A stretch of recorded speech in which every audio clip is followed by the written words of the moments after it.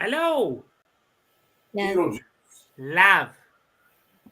No, it's 2025. Love's done. Oh. We got to find something. It's the new year. What We is got to it? find something. Then we I don't know thought it yet. was- Oh, yep, that's gone. That was last season. We got to find a new movie with a Yes. new hand gesture. I still Fresh. like it. New hand. Well, you can do it personally. Go right ahead. I'm moved on. Wow. Moving on. You get in there. So how's everybody been? How's Brian? Actually, I forgot to say earlier, but happy belated birthday. Yes. December New Year, 20th. I turned double nickels, 55. Yeah, look at that. A little, what's up, guys? Great. Right Raise it on. up. Raise the roof. Good for you. 50. Happy New Year to all of you. I hope Happy it's New going Year. so far so well. Yes. Happy New Year. 2025. I think New Year. Krystle is at WWE Raw tonight or something. Yeah. She was unfortunately that was the one thing because obviously this episode was rescheduled from December, but that was like the one conflict, and I was like, honestly, not that I don't love being here with you guys, but going to WWE live, that's I would definitely go for that. Well, I Right, didn't she's wrestling the female tag team championship, right? Yeah, Krystle she's in is the last. ring. I didn't Right. realize that, and I texted her when I knew she was coming out to LA, and I'm like, "Where are you gonna do the show?" Because I was thinking of having her over here, and then I totally forgot that. I'm like, "Oh wait, no, I got to get out of here afterwards." So Well, the one thing I will say, speaking of New Year, we are technically, I just happen to have this graphic left over from another live stream we did, but we are somewhere in between Soylent Green and Children of Men. So Ooh. just for reference, Back to the Future 2 was 10 years ago. Yeah. A decade ago was Back to the Future 2. And we still don't have a time machine. we still don't have the floating skateboard. No. We're getting But we damn do. near I think close. we have achieved the Running Man. Um, We do have RoboCops. Mm-hmm. Free Jack is definitely going on. We're coming up on the world-ending virus. I mean, we have Well, it. yep. We almost had it, but now we have it coming up in 2027. Clockwork sorry, Orange. 2028 with 12 monkeys. Clockwork Orange definitely happened. Escape from New York. Everybody who commutes there now with congestion pricing is trying to escape New York. So that's all. I would like to do this theme for this year. This would be our theme. All disaster. All futuristic movie. I don't think I know Soylent Green or Children of Men. I have to look that up. Both of them very Soylent Green. People. They're eating Charleston people. Heston. Soylent Green is people. Damn you damn dirty apes. It's funny how every movie he had a great one-liner. Every movie Charlton Heston had a great one-liner. It was contractually obligated. It was Yeah. that was in terms of agreement. He was Schwarzenegger before Schwarzenegger with the one-liners. Well, we had a delay. The holiday was a little crazy for everybody, so we finally got around to Beetlejuice, which I saw. We didn't time it very well because the sequel had come out in October. Right. Yeah. Which I went to the theater to see because I was very excited for. I love this movie. And the sequel was, it was a sequel. But has everyone seen the sequel? No, I was waiting to do this. Okay. Oh, I won't give any spoilers. But I was happy to see this again because I did not watch it before the sequel. I just watched it again. I will say I did a reverse order. So the other night I actually watched the sequel now that it's streaming on Max, and then today watched this. Like not to give you any like references or anything, but like this one still definitely gold standard. I mean, it's not like all of a sudden you can be like, oh my God, this is better than the original. But yeah, it was a nice, like, all right, I remember why the first one was so good. Well, it's very rare that second's better than the first anyway of anything sequel-wise. True. Yeah. It was cool to see this again after watching the sequel. But on that note, though, there was originally supposed to be a sequel where Beetlejuice goes to Hawaii, but Burton got busy doing Batman and Batman Returns. Beetlejuice goes to Hawaii. Thank God that didn't happen. That sounds incredible. So God. that's weird. Very odd. That goes right next to the Brady Bunch going to Hawaii. Absolutely. And then they get a little cursed tiki icon. Yes. You get and, bad luck. Vincent Price was a part of that. Man, that would have been Beach Blanket Beetlejuice. Ugh. Totally dodged a bullet. He totally, although I'd love to just see what the script is. And who knows? Like, wasn't there a Beetlejuice animated series for a while? Yes. Yeah. Maybe they use that script for that. That'd be funny. Yeah, well, and you never know. There may or not have been a script already. Right. Like it was just a concept. Well, I'm still waiting for J and Bob go to space.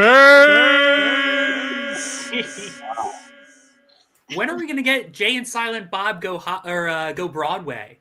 The Clerks musical. Funny enough, before Clerks 2 happened, someone approached doing a Clerks musical, but then Kevin's like, no, I'm just going to do a sequel of the movie. Like Kevin approached Jeff with that idea. Hey, what would you think about Clerks as a play? And I think Jeff got back to him and said, have you been smoking too much of that weed? So instead, we made Clerks 2 instead. Clerks on Broadway. Have you heard Jeff sing? Because I've never heard him sing. No, I've never heard him sing. I would like to sing now. Yeah, he came up to do karaoke at one of the con after parties, but it literally was like speaking. He was speaking stuff. So yeah. But I think there is obviously the fact that there's a Beetlejuice musical, but they're also adapting so many other property. Like there's a Back to the Future musical. Mm-hmm. There's now the movie with Meryl Streep and her head's backwards. Death Becomes Her. Yes, and her head's backwards. That one. Well, remember they even did years ago Evil Dead the musical. Are they making a remake of Death Becomes Her, aren't they, or a sequel? Perhaps. You know what? Probably because there's only 40 stories in Hollywood that just got recycled. So who saw this in theaters? Did anyone see this in theaters? I did. I remember. No, I don't think I saw it in theaters, but I saw it a million times on cable. Right. Growing up. I don't recall. It was one of those movies I think that was playing constantly on cable. And to be honest with you, the thing I love about that movie, besides the art direction aesthetic of Tim Burton and his art designer, his production designer, was the Danny Elfman soundtrack. You know, once you hear that, it's just like, oh, Danny Elfman, it's awesome. Yeah. Excellent soundtrack. This is up there with my favorite Tim Burton movies, I think. But we'll get to that. Yeah. Well, it's definitely a Halloween staple in our household.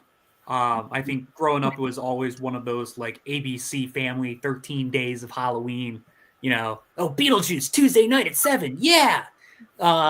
So definitely watched this a lot. But I'm never tired of it, because even I know we'll get to it later, but the practical effects, the music, like you said, and one thing I was appreciating today was all of the storylines, are like, you've got, the couple dying and learning how to be ghosts. You've got the full exploration of the underworld and how people die and how that functions. You've got Winona Ryder, struggling as a young, teenager, and then you've just got this goofy family, moving in from New York. There's so many different elements that you're never bored, but all of them come together so satisfying at the end. Yeah. That was very well done and creative the way they did the newly deceased and then having to learn how to haunt the house. I just always thought that was fun. Yeah, it was a good setup. It wasn't your Yeah. typical kind of haunting kind of movie. And With the book of the newly deceased. Yeah. And it's obviously a movie that has carried on for so many decades. People to this day still during Halloween, even at Comic Cons, will dress up like Beetlejuice or Lydia or the husband and wife. I always found it kind of fun that is stuck with people.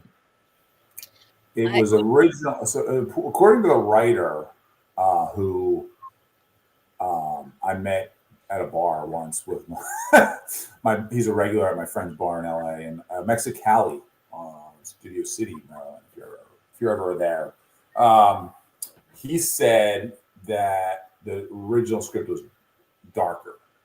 Yeah, I'd believe that. It was meant to be. It was written a lot darker than it was, and Tim Burton got a hold of it and obviously rewrote it. And yeah, so that'd be interesting to read the original script, see how they made it, what it was supposed to be. Like, was Beetlejuice supposed to be this evil, like really evil, scary character? I mean, I can't imagine that, but right, like in today's world, if Beetlejuice came out, it'd probably be like Terrifier 3 and Art the Clown kind of Beetlejuice. Right. Do you know what I mean? Like, I think people who would produce this today, like, well, no, let's go full blown horror, dude. Horror juice. Right. Yeah, makes sense. Yeah, versus the comedy aspect of it. For me personally, I honestly don't recall how many times I even saw it and when I saw the film.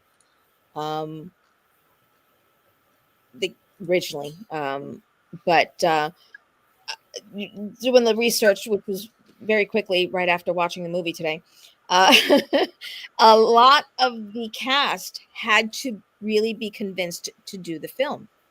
Gina Davis was the only one that kind of pretty much signed on, and everybody else really had to kind of be convinced. But once Beetlejuice signed on, then they were able to convince everybody else.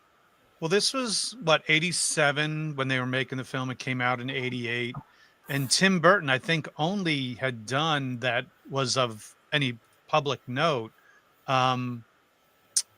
Pee-wee's Big Adventure, correct? Yes. Yeah. And I think that showing, oh my God, I can't think of his name right now. Keaton, showing Keaton that, I think, is what convinced Keaton to actually sign on to the film. And what were like some of Keaton's noteworthy roles prior to this? Because Batman's 89, so that would have been afterwards. He did Night Shift, I think. Night Shift which was awesome. A great movie. That's a movie I'd love to review. It would be that. Yeah, we should do. Let's do 80s comedies for this. Night Shift was so good. Was that like his breakout? Oh, some people are saying Mr. Mom, Frankenweenie. Oh, Mr. Mom. Yeah, he did some television episodes of stuff where he was in Mr. Rogers' Neighborhood, Mary Hartman. He was on an episode of Maude. But as far as a leading, like he was on Mary Tyler Moore. Oh, okay. Working Stiffs. That was like his big thing where he was a co-star. I bet it was Mr. Mom. No, Night Shift was 82. Mr. Mom was 83. And then 84, Johnny Dangerously, Gung Ho in 86. And then that was when started things. And then Beetlejuice in 88. And then Clean and Sober, which was his more serious, dramatic piece. So there was a lot. And then obviously 89, his whole world blew up with Batman.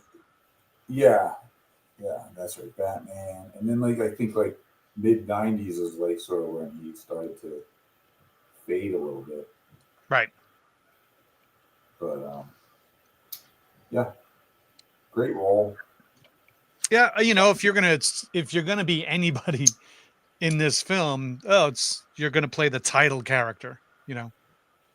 Who's It going to was say? That's also a character that's only in it for 17 and a half seconds. Hey, listen, Hannibal Lecter's only in 15 minutes of Silence of the Lambs, but when you talk about Silence of the Lambs, you think of Hannibal Lecter. Right. Well, it's funny because it's like I recently I didn't have to audition, but I spoke with writers, directors of a film that were looking at me for a role that they have for me. I didn't have to audition, but when they asked me personally, like, what I thought about the character, and I'm like, well, it's like I haven't done huge characters, but the characters that I've done have been memorable. So there goes that. Good answer. Nice. exactly. And that's one of those roles. And then talking about, let's say, Gina Davis in this, like Gina Davis was adorable in it. I don't think she did a lot of TV prior to this, not a lot of films either. I didn't get that far on my my. It's weird because you see these, and like you see these, like Alec Baldwin and Gina Davis, and they look like babies in it. I mean, I don't know how old they were. Probably early 30s, I'm guessing. Yeah. Look at this hunk. That's crazy. Well, Winona wished she was 15 at the time. Literally a teenager. It's just interesting to see. I know what happened to Jeffrey. What's his name? Jeffrey Jones. Yeah, and he. I know that things didn't go well for him. Right. And Shaddix, who played Otho, very nice guy. I got to meet him a few times. Yeah, he was at a convention I was at once, and he was such a sweetheart, a very nice guy. So he did pass away. He did in 2010, and Deo was performed at his memorial. Oh, that's cool. That's sad. Yeah, he was one. He's one of my favorites. He's a great character. Great character. And Gina Davis had done The Fly with Jeff Goldblum just the year prior. So out of everybody, to be honest with you, I think she was the most notable. Probably.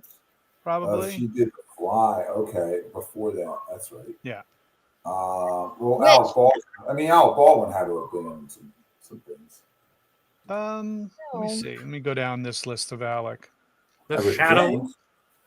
And if anybody noticed when Beetlejuice feeds the fly, it was kind of because it's like, help me. Yeah, I didn't even think about the fact that she was in the fly. That's a great connection. So Alec didn't really have a big movie career going into Beetlejuice.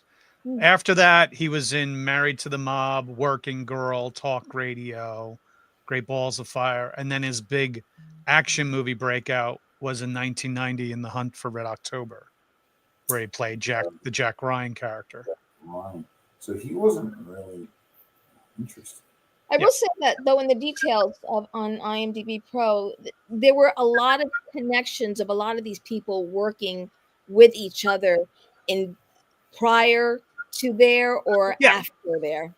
Yeah, there's a lot of that. Even that always goes on where someone goes, "Oh, you know who would be good for this?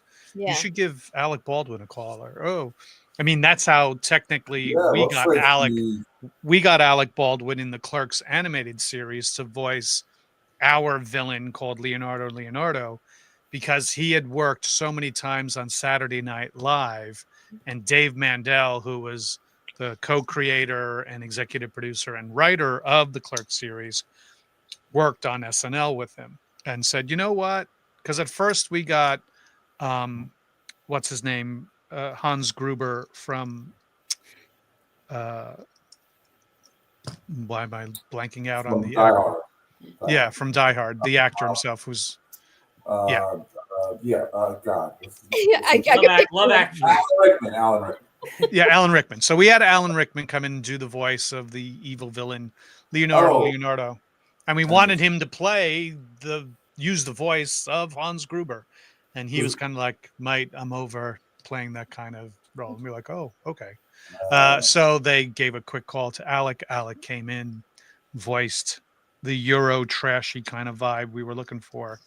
And so that's a little connection of Alec Baldwin and the Clerks universe. Wasn't Alan Rickman in? Was he in Dogma? Am I losing my mind? Yes, he was. He was Metatron, the voice of God. Got it. Okay. Yep. Great actor. And another connection: Winona Ryder was dating lead singer of Soul Asylum, Dave Pirner, when we were making Clerks. So there's another weird connection. That's crazy. And they were this. They wrote a song for us for both Clerks 1 and Clerks 2. Soul Asylum. That's a blast from the past. Yes. Might have had a Soul Asylum CD. In fact, I'm sure people do. What's the next topic there, Noah? Well, we talked a little bit about the plot. I guess I guess we could talk a little bit about the characters too, because we were talking about Alec Baldwin. We were talking about Orthopedic. Yep. But were there any other characters? I mean, Catherine O'Hara, right? Is that the actress? Catherine O'Hara played the mother perfectly, like absolutely perfect. Which is funny. If you're a fan at all of Schitt's Creek, you kind of see a little bit of that character in her character in Schitt's Creek as well. Although maybe I've loved flightier. yeah, I've loved Catherine O'Hara since SCTV days. So this was a perfect fit for her as well. The fact that she was in her own world, and the husband who plays the dad is just, wants to get away, wants to be out in the country, that kind of a feel. You got to love that kind of dynamic. The daughter who thinks like her parents are awful and why are we out in the country? It made for the good family dynamic that happens. And obviously Delia brings in her artist friends to remodel the joint and spend all this money to change it from country chic to urban urban industrial kind of aesthetic. Right. I don't know if that was country chic, but okay. Yeah, you know what I mean. It was New England country. Well, there was that line where the woman's like, they were family. She's like, I also decorated the whole place myself. So if you wanted any tips, tell them to call me. Yeah, exactly. Yeah. I found it very interesting how different they each were. And the fact that Delia would actually get together with Charles, quite a difference in characters there. So I found that interesting. Yeah. I think it made for a great dynamic, though. I mean, because like Brian said, she's literally in her own world, She's just and some of the lines that she just delivers are crazy and like completely out of left field. Right. And he loved his study. He wanted that. Don't touch the study. Like decorate everything else. But I moved up here for a country feel. Leave me this. One of my he's like 15 minutes, and I'm already completely relaxed. I am so relaxed. Aren't you relaxed? I am so relaxed. Just continuing to self-affirm. Who played the older lady who like kind of guides them? They're like caseworker. What was her? She was. Classic actress from way back in the day. I want to say Sylvia Sidney. Yes. Okay, that was Sylvia Sidney. Okay. And you take a look at her face and her like old Hollywood headshot, and let me see if I can get it up here. And she was stunning. Yeah. Just absolutely stunning in her day. Here we go. Very typical Hollywood femme fatale. Yeah. I mean, look at her. Look at that bone structure, the eyes. It was Good definitely structure. Yeah. She got good bones. Yeah. She's got that Betty Davis vibe going on there. Yeah, that's crazy. Yeah. She was great. She was great. That smoky kind of listen all kind of attitude. It was perfect for that character. She lived till 89. Yeah. Smoking. I mean, and it's funny because she was then part of a lot of Burton's other films. She was in Mars Attacks. Yeah, so she did a lot of. I mean, she has 112 credits to her name. No. That's a lot of TV. A lot of credits. Some of the other credits, she was on Diagnosis Murder, Fantasy Island, Used People, 30-something, The Original Equalizer, Dear John, what else? Trapper John MD, Magnum PI, Love Boat. I'm skipping a lot of stuff that people might. WKRP in Cincinnati. Gee. She was in the Omen 2 movie. Omen 2. She might as well have like an old school ticker. Like, right? 8 is Enough TV show. Starsky and Hutch. Ryan's Hope. My Three Sons. Now we're getting into like the 60s, like Naked City. Every kind of well-known item. Yeah, like she fucking worked, and good for her. Yeah. How about Matlock? You got Matlock? All right, No. we'll get you down for Matlock. No, I think Matlock had only one old person at a time show clause. Matlock. You got to watch the new Matlock, by the way. It's really good. Yeah, I saw she was up for a Golden Globe. Yeah. I had a couple of auditions for that. Yeah, Diane watches it. She loves it. It's good. It's really good. Anyway. Well, were there any other characters that stood out to you a lot, living or dead? I particularly liked the girl that was working as a clerk in the receptionist.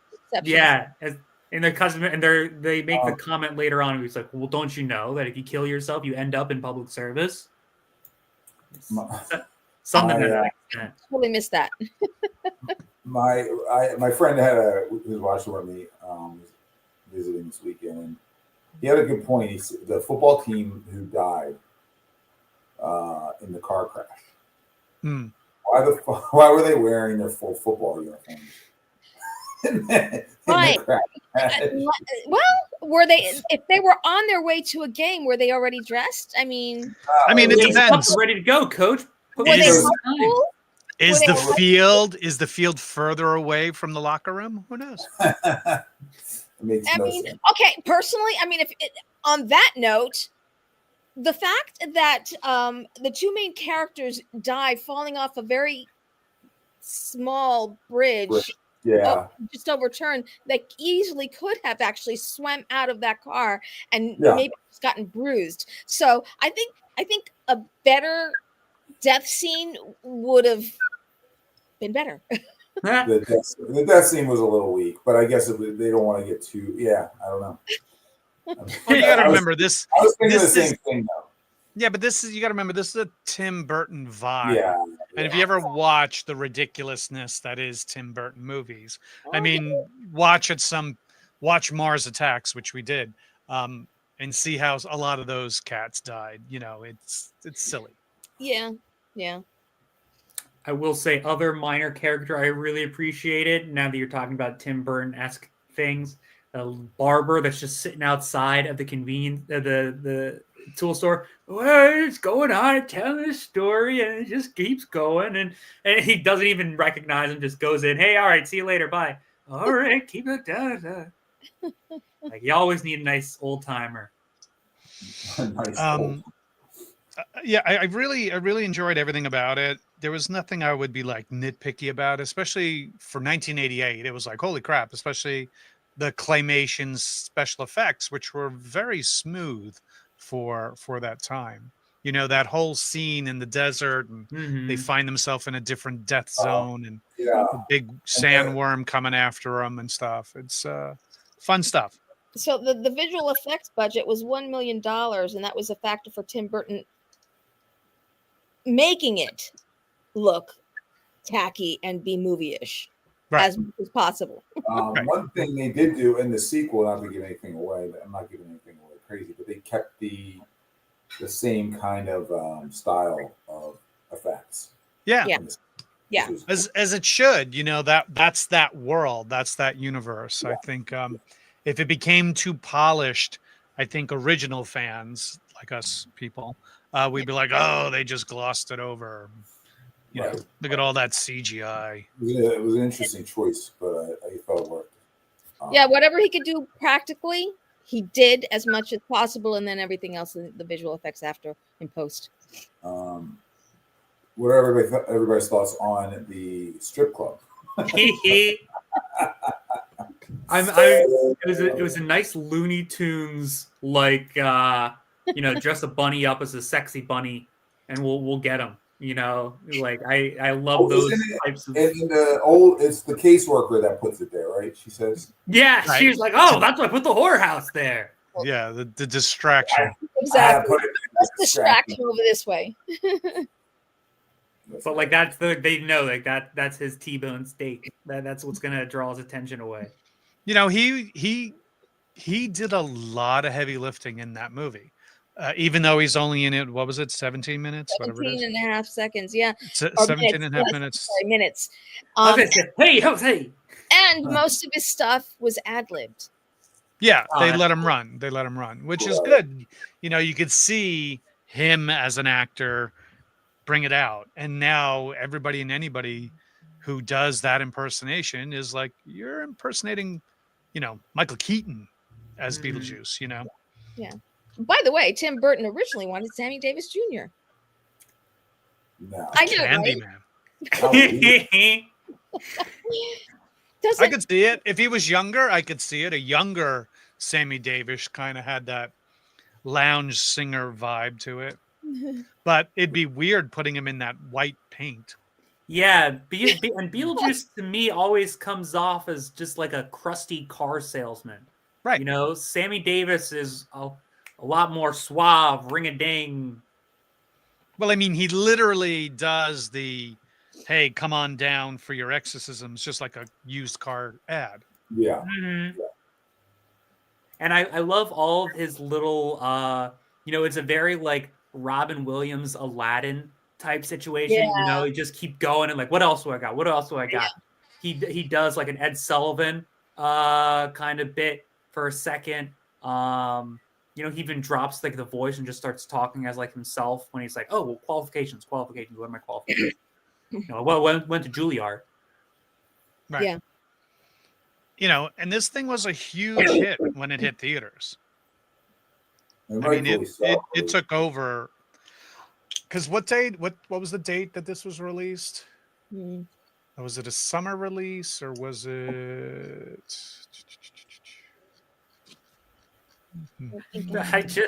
Beetlejuice to Batman to Burger Man to Birdman.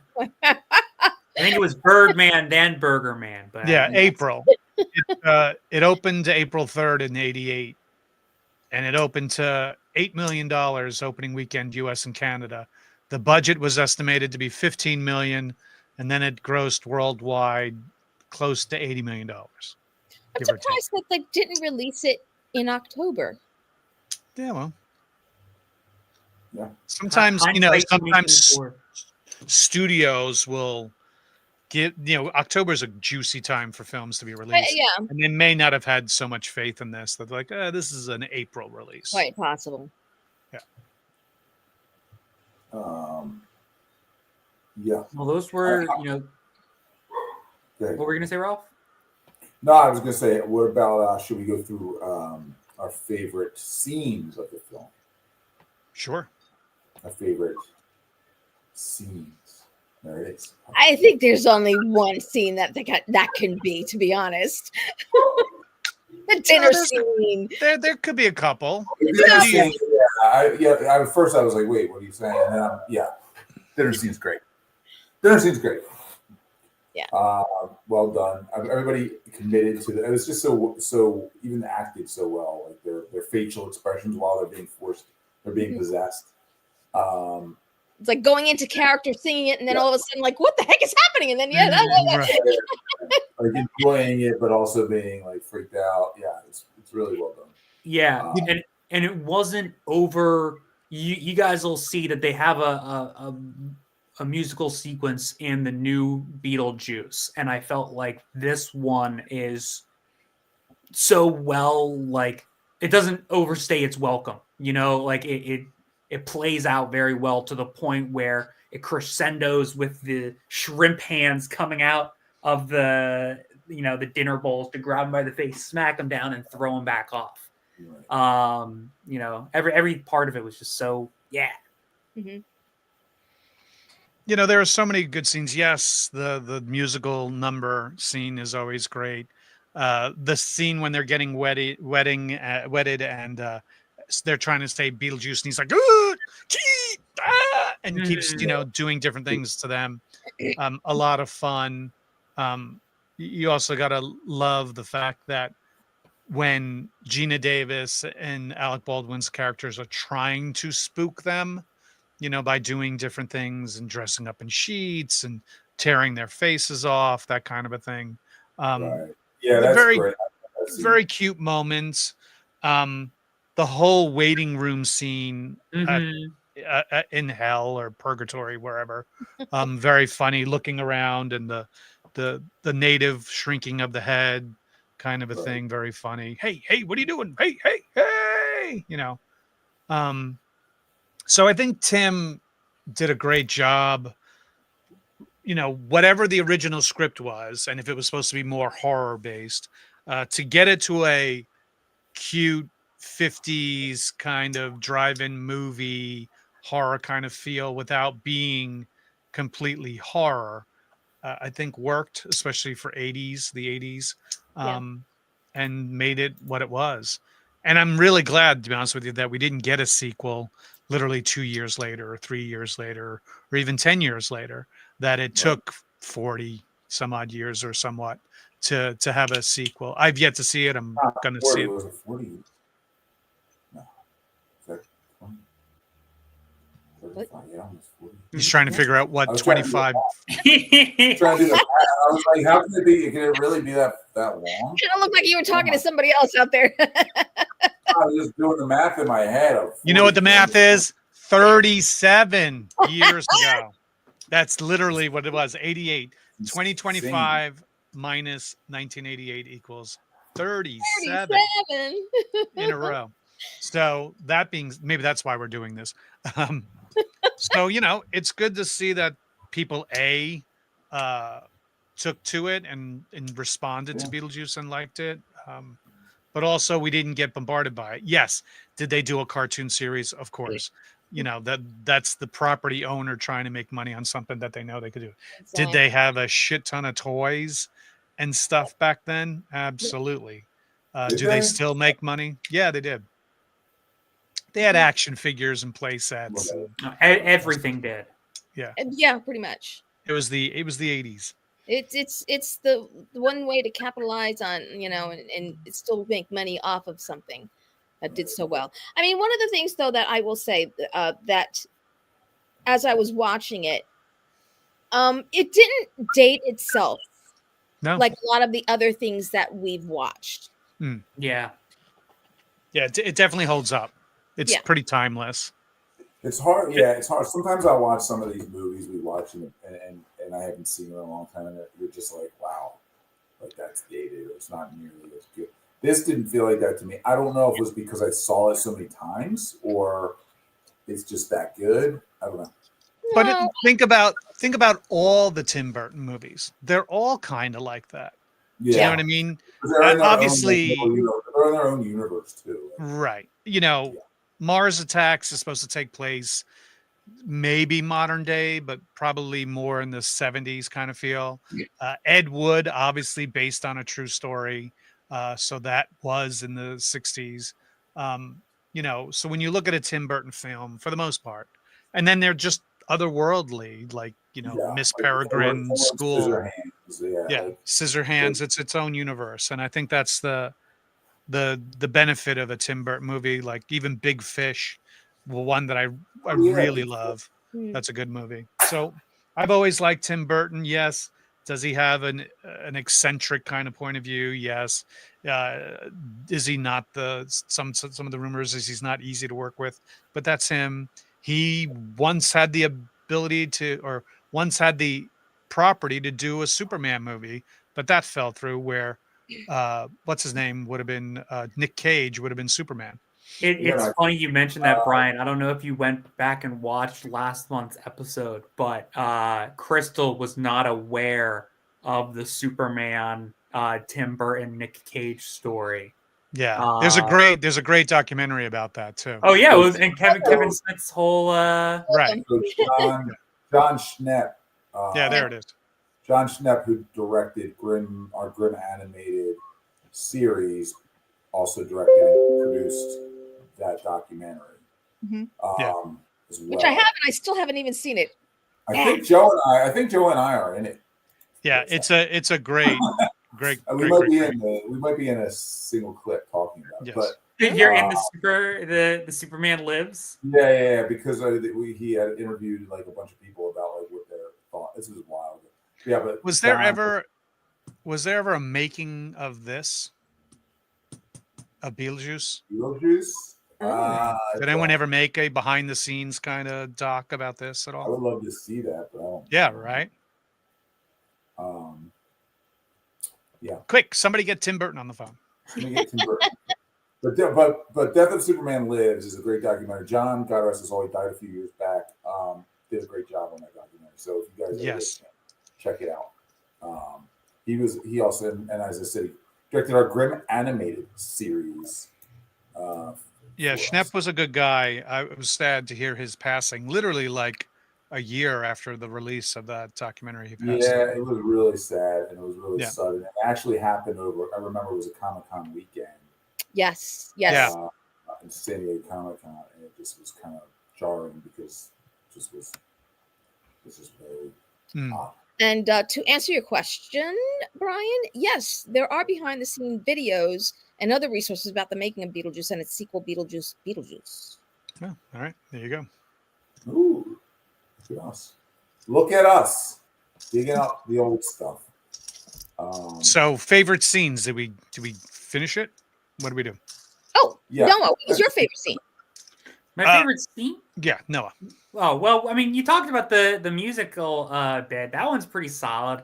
I don't know. I guess the early introduction to Purgatory. No, I'll go back. I think the entire introduction, the whole first setup, going through the model, like what Brian's saying, the Danny Elfman score, you're going through the little model village, and then it turns out to be a model, and you zoom out, and there's Alec Baldwin, and the movie starts, and it just does such a great job of setting the vibe for the rest of the movie, and kind of like this impending, like it starts with the little spider coming up over top of the model, which then serves as like pretty much like the basis for the entire story. So I don't know. I think that's a great way to start the movie. Yeah, kind of a foretelling. Yeah. But I think other than that, we've pretty much talked about everything we need to. We briefly talked about special effects some, and they definitely hold up. I think the decision to use practical effects will almost always pay off in the long run and help give you that timeless look that you're going for. But yeah, does anyone have any final parting thoughts, words of wisdom that they wanted to get across about the film that hadn't been mentioned yet? Well, I think the performances in general, the actors. I think this was brilliantly cast. I think to approach a world that was kind of obscure, and I forget how old Tim Burton was at the time, to direct these people, to embrace it, and just like Michael Keaton improv'd a lot of his wackiness. And to get that whole vibe, kudos to them for pulling it off, for making each character individual, memorable, no matter what part they had. You never went, oh, that's Gina Davis. You believed her to be that character. You didn't went, oh, that's Alec Baldwin. Oh, that's Winona Ryder. Like, you were sucked into that family. You were sucked into that environment. And I think that's a testament to everybody pulling it off in such a great way. Considering that they didn't want to do it. Being convinced. Yeah. And piggybacking off of that, there's one moment I like with Alec Baldwin where he just mispronounces. It's like a book for the handbook for the recently diseased. Yeah. Deceased. Oh, handbook for the recently deceased. Okay. And Beetlejuice. Beetlejuice. Beetlejuice. Yeah. Beetlejuice. But like that's like a little recurring thing throughout the film is just continuing to mispronounce things. It's funny that it was never discussed as to what they did for job wise, did it? Well, I think they owned the hardware store. Correct. Okay. Yeah. Oh, they own the hardware store? Yeah, because I think it's called the Marylands, right? Right. Matlins, isn't it? I never even picked up on that. How dumb of me. Yeah, yeah. So because that's why he's like, I got to run down to the shop, pick up. I was always wondering why he went into. I was like, oh, he just didn't feel like waiting for the clerk. Hey, I got the key. I just let myself in. I just didn't even think about it. I was just nobody was here. It's such a small town. He goes in and makes his own change. He gets his, it's so fun. Okay. Wow. I mean, I haven't seen the movie in many years, but it didn't even click last night. I mean, because of the fact that they were on vacation, it's like, okay, vacation from where? What? So now that clicks. But then they were talking later on when they're talking about trying to turn it into least favorite scene. That one right there. That one gives. I don't like that. Gives me the heat. Well, I didn't understand how they recovered from that.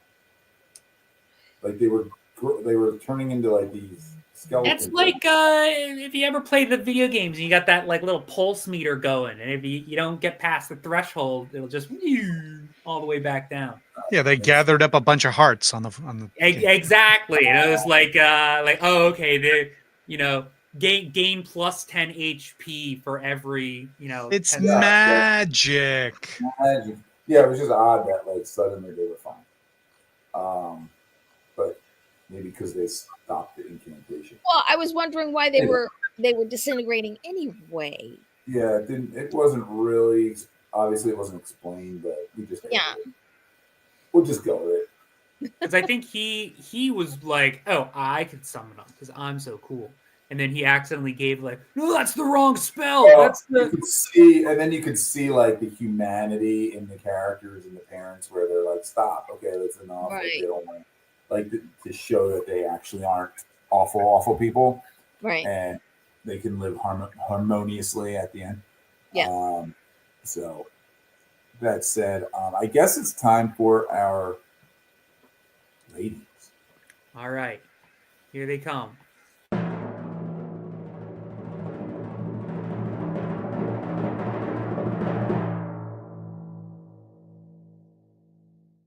So as of last episode, so long as nobody has any, outstanding, Ralph, you can definitely hate Superman and bring down that average score.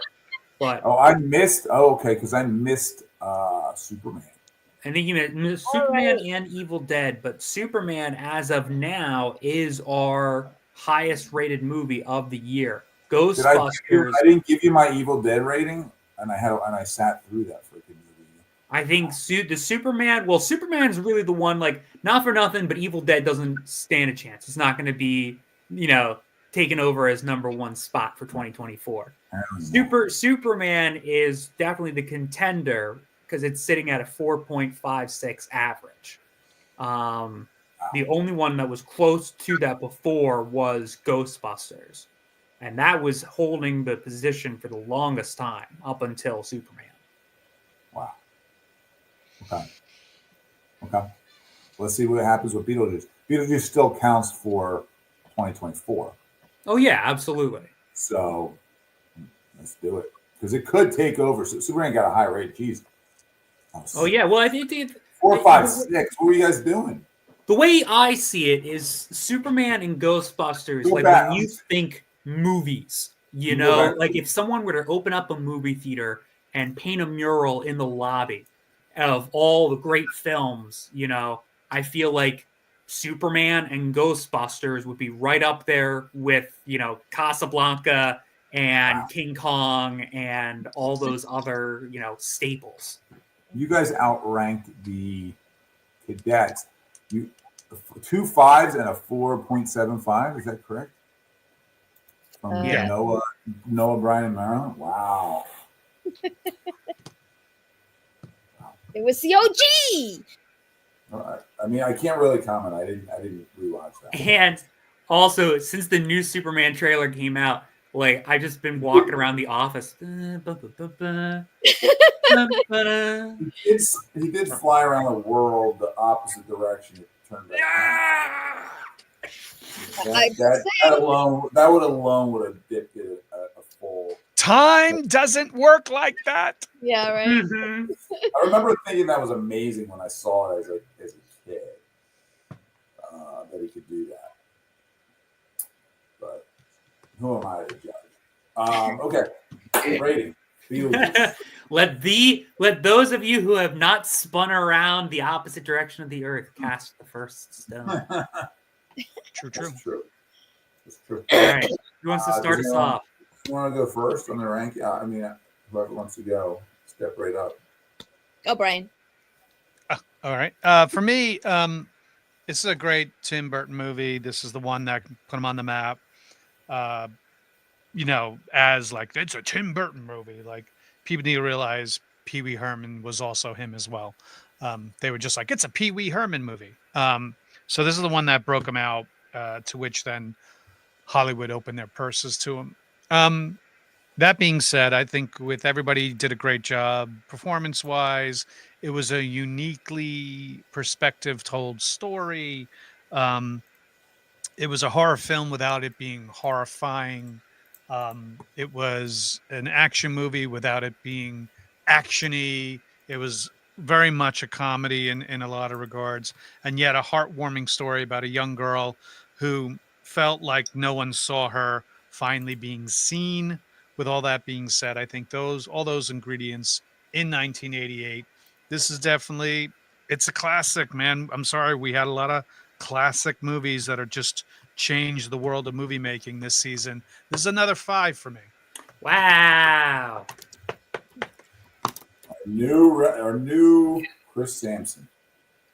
Back-to-back 5s. But you're putting up like big movies to judge. Come on now. I didn't realize that Tim Burton had actually done Pee Wee Herman's Big Adventure. So until I actually was reading, doing the research. So that was pretty cool. So yeah, for me, a lot of what Brian says resonates for me as well.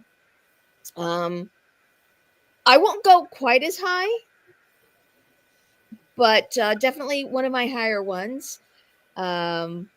Because as much as I enjoyed it, I just don't feel like it's like, oh my God, I just love this film. So in saying that, I think I'm going to put it at a solid 4. Okay. 4 juice boxes. No. Beetlejuice. No, I get it. No? I would have said honestly, Shrunken Heads. Yeah. Shrunken Heads make more sense. Well, I'm just going to copy Marilyn, and I'm just going to go with 4 too. Again, love it. I think it's a great film. I think that it's definitely a Tim Burton film. As an auteur, he's got all of his little signatures in there, little black and white things, weird perspective, German expressionism, whatever, 50s hunky-dory, good stuff. Love it. Solid. Not my favorite, but it's still better than some other crap out there. So 4 from me. I will give it definitely a top. This is a top 3 Burton film, I think. I will give it. Man, I made fun of Brian for giving out a 5. Yep. You're doing 5? 5 is tough. I didn't say 5. Well, you just did. I'll go 4. I'll go 4.5 juice boxes. 5 is I'm almost at a 5, but I don't know if it's a perfect movie. 4.5 juice boxes. Great movie. Loved it. Loved the rewatch. Wasn't once regretting that I chose this movie like I do some of the movies.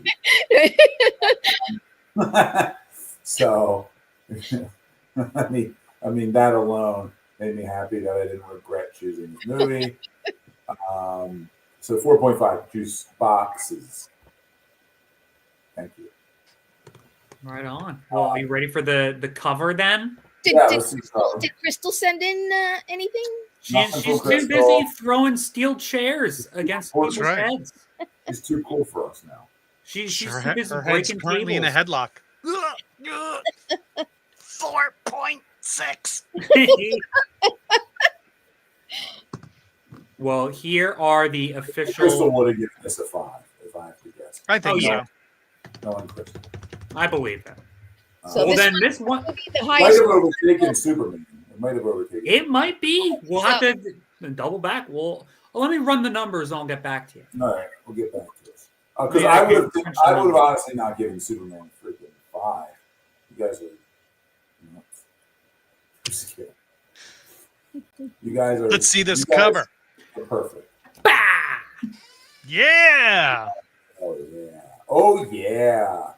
And you got your. I know everyone likes the dragon. Beetlejuice.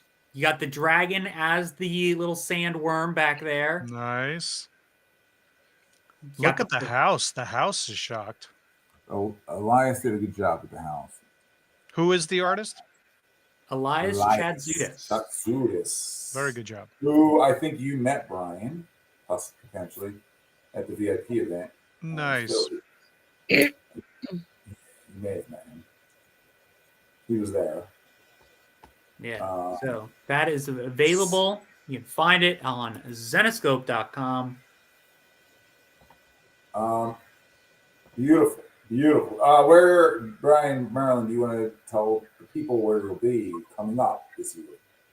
I can't believe it. As of right now, I got 3 with more to be announced. The next one is March 8th and 9th. It's myself, Marilyn. We have Jason Mewes and Joey Lauren Adams, along with Michael Bien and Claudia Wells. And there's more on Fantastic Con in Toledo, Ohio. Then up in Idaho, Boise, Idaho. First time I'll be there. Gem State Comic Con. That's in May 17th and 18th. And then in September, I had to cancel going to this show last September because I was shooting something. And so that I'll be making up the date. September 5th and 7th down in Kingsport, Tennessee. That is the Smoky Mountain Fan Fest. It's a big Mallrats reunion because this year is the 30th anniversary of Mallrats release. Wow. And with more to come, February, I have a TV show that I worked on for Fox. That'll be coming out after the Super Bowl. Ooh, nice. What is it? Can you say anything? You can't say what it is. I have not been given the okay by their Fox, official but it's PR. Fox TV show. It's Fox TV show. After the Super Bowl? After the Super Bowl. We have 2. Now we're going to have Krystle and Brian on both. Fox people. Plus. What do we do? Yeah, I know. Well, congrats. I can't wait to see it. I can't wait for people to see it. That's awesome. Look at you. All grown up. Yeah, you know. And then you'd be like, he's right. It is a 5. Yeah, I'll have to tell you. What are we doing next month? We shall see, people. Yeah. We're in the process of weeding things down. Liberation. Yeah, we're gonna figure out our next movie club. We probably won't be. We're not gonna be doing it monthly, but we will be doing a version of movie club this year. We're thinking of tying it to some of the convention virtual cons. So stay tuned, and we'll have an announcement coming soon. So instead of 12, we might be doing bi-monthly, probably 6 to 8, depending. 6. Yeah, 6. We're gonna increase 30 movies. We should, we're going to do 3 a week. Yes, 3 movies every episode. They said it was ambitious. They called us crazy. We're making it easy. We're making it easy by only reviewing franchises that had 3 or more movies. But we also And we're going to do them alongside each other. We're going to be doing one silent film. True.